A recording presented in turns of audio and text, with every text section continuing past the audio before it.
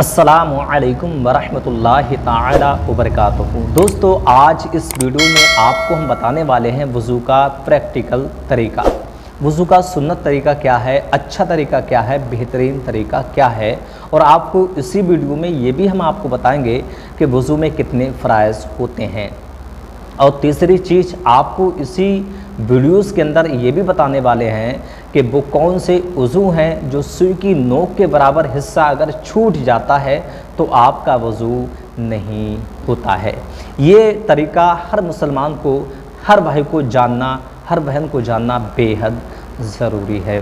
तो इस वीडियो में हमारे साथ में बने रहिए और ध्यान से पूरी वीडियो को वॉच कीजिए और हो सके तो अपने दोस्तों में आगे शेयर ज़रूर कीजिए। दोस्तों, चलिए हम आपको शुरुआत करते हैं वज़ू की कि वज़ू किस तरकीब से किया जाएगा, क्या सही तरीक़ा है।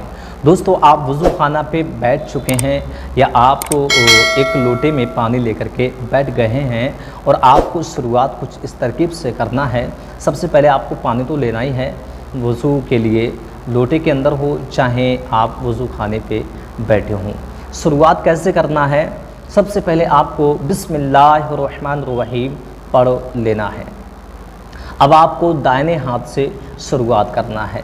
मान लीजिए आपने लोटे में पानी ले लिया, अब आपको दाहिना हाथ सबसे पहले इतना हाथ आपको अच्छी तरकीब से धो लेना है। उंगलियों के अंदर तक अच्छी तरकीब से, इस तरकीब से आपको पानी पहुंचा लेना है। ये ध्यान रखें, इस तरकीब से आपको इतना हाथ ये धो लेना है।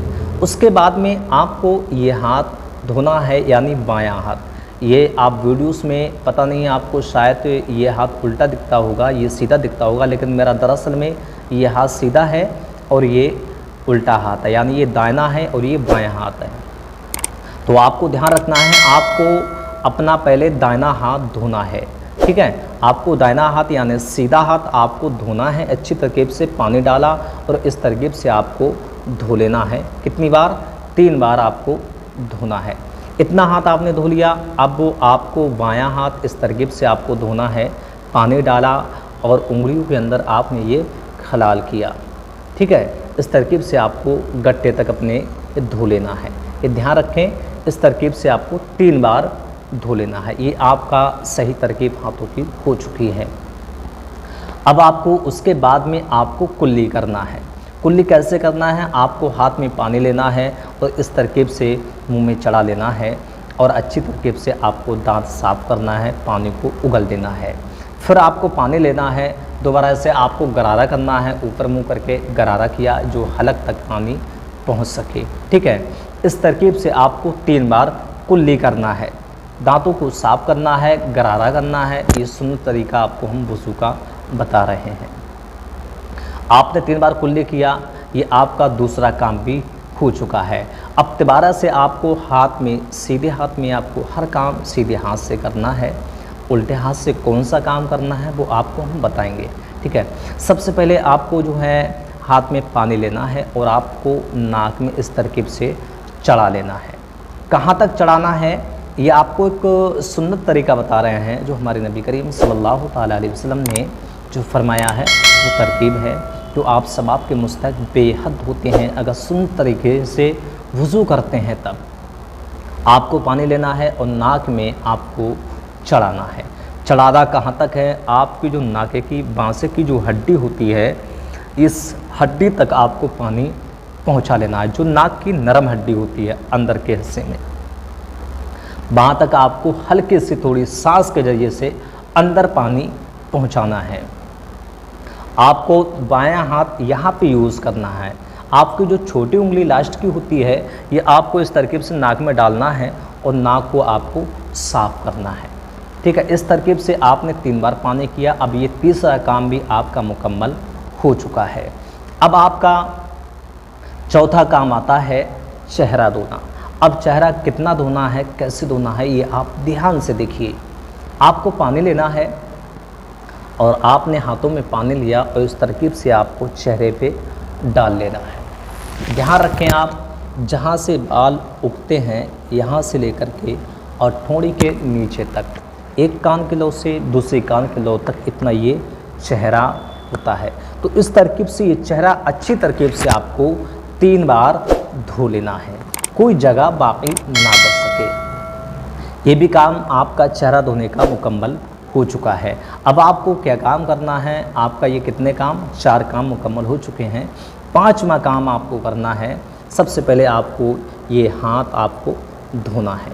कहाँ तक, कोहनी के ऊपर तक आपको ये यहाँ तक हाथ धोना है। कैसे धोना है, आपको पानी लेना है थोड़ा सा लोटे के ज़रिए से, और आपको पूरे हाथ पे एक बार चिपड़ लेना है।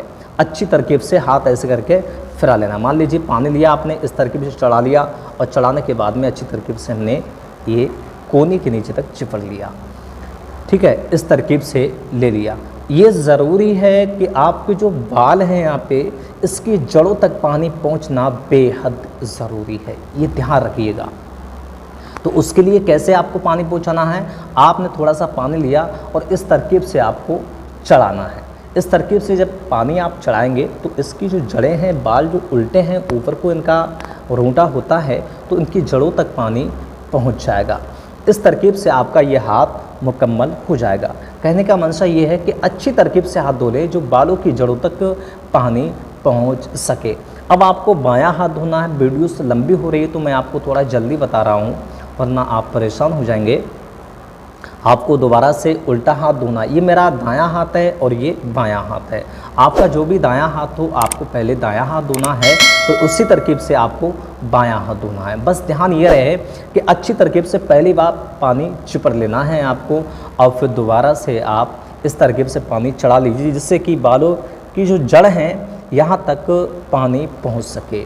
ठीक है, कोहनी के थोड़ा सा ऊपर तक आप अच्छी तरकीब से धो लीजिए। ये आपका काम ये भी मुकम्मल हो चुका है। अब आपको हम बताएंगे कि मसाह कैसे किया जाएगा। चौथाई सर का मसाह करना फ़र्ज़ है। ठीक है, मसाह के लिए क्या काम करना है, आपको थोड़ा सा पानी हाथ पे लेना है और हाथों को इस तरकीब से झाड़ देना है। पानी लिया और आपको ये 3 उंगलियां, ये पहली उंगलियां, ये और ये और ये आपको इस तरकीब से पकड़ना है, जोड़ना है। ये इसको हटा लेना है, जो अंगूठा है इसको आपको हटा लेना है और इस तरकीब से ये छोड़ देना है, पानी को झाड़ देना है। अब जहाँ से बाल उगते हैं यहाँ से आपको इस तरकीब से शुरुआत करना है। ठीक है, इस तरकीब से आपको शुरुआत करना है। ये देखिए 3 उंगलियाँ हम इस तरकीब से लेकर के जाएंगे और जो है पीछे तक, कनफुटी के नीचे तक हम इसको अच्छी तरकीब से लेके जाएंगे। ये 3 उंगलियाँ लेके गए। अब हमारी जो है, जो हाथ हैं, ये इनका इस्तेमाल करना है। इस्तेमाल कैसे करना है, इनको इस तरकीब से हमें लाना है, पीछे से आगे को लाना है। ठीक है, अब हमारे ये पीछे के हिस्से बचे हैं, ये भी हमें इस्तेमाल करना है। जो किस तरकीब से, दायां हाथ यूँ कराया और बायां हाथ इस तरकीब से हमें लाना है। गर्दन का ये मसा हो चुका है। अब आपकी शहादत की उंगली बची हैं और दूसरा अंगूठा बचा है, तो आपको ये उंगली इस तरकीब से कानों में डाल देना है, अच्छी तरकीब से ये घुमा लेना है। अब आपके ये अंगूठे बचे हैं तो कान की लौ के पीछे इस तरकीब से आपको घुमा लेना है। ठीक है, ये आपके चौथाई सर का मसा मुकम्मल हो गया है। अब आपको पैर आपके बचे हैं, पैरों को भी इस तरकीब से आपको धोना है। सबसे पहले आप दायां पैर धोएंगे, सीधा पैर आपको टखनों तक धोना है, जो गट्टे होते हैं। मैं आपको पैर दिखा नहीं सकता हूँ अभी। आप ध्यान रखिए, जो आपके टखने हैं, टखने तक आपको अच्छी तरकीब से पैरों को धो लेना है। और जो मैंने आपको उंगलियों में खिलाल बताया था, इस तरकीब से पैरों की उंगलियों के अंदर हाथों को डाल के उंगलियों को इस तरकीब से धो लेना है। टखने यानी गट्टे जिसको बोलते हैं, वहाँ तक आपको पानी अच्छी तरकीब से डाल लेना है। दायां पैर पहले धोना है, फिर बायां पैर आपको धोना है। चलिए, ये आपका वज़ू मुकम्मल हो गया। अब मैं आपको ये बता दूं कि वज़ू के अंदर कितने फ़राज़ होते हैं और वो कौन सी चीज़ है जो सुई की नोक के बराबर छूट जाती है तो वज़ू हमारा नहीं होता है। वज़ू के अंदर 4 फ़राज़ हैं। पहला फ़राज़ है चेहरा धोना, दूसरा फ़राज़ है दोनों हाथ धोना 3-3 बार, और तीसरा फ़राज़ है सर का मसा करना, चौथा फ़राज़ है टखनों समेत दोनों पैर धो लेना। ये 4 फ़राज़ हैं वज़ू के अंदर, जो बहुत ध्यान से अदा करना चाहिए। और चारों फ़राज़ में से कोई भी हिस्सा अगर सुई की नोक के बराबर बाकी रह जाता है, पानी नहीं पहुंचता है, तो हमारा वज़ू ہرگز نہیں ہوتا ہے۔ تو اس چیز کا دھیان رکھیے، جو فرائض ہیں فرائض ادا کرنا بے حد ضروری ہے، ان میں سے کوئی بھی حصہ باقی رہ جاتا ہے تو ہمارا وضو نہیں ہوتا ہے۔ بہت لمبی ویڈیوز ہو چکی ہے، میرے حساب سے آپ پریشان بھی ہو چکے ہوں گے۔ دوستو یہاں سے ویڈیو ختم کر رہے ہیں، کوئی بھی کوشچن آپ کا ہو تو کمنٹ باکس میں ضرور بتائیے گا۔ تب تک کے لیے خدا حافظ۔